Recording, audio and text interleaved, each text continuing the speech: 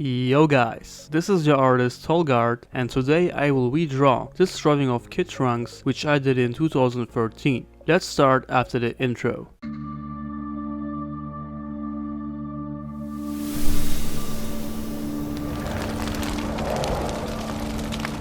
So guys, most of you voted for the Them vs Now art challenge, so here we go. I decided to redraw this drawing of Kid Trunks today. I choose this one because it's really badly drawn. You can see that everything is out of place, the coloring is way off, the line work is also not good, and the proportions are very bad. I also used Copic Show markers back then, but on a way less quality paper. This has to be one of my worst drawings. Let's see how much I've improved in 7 years. Thumb up the video right now and then we can start. Let's go!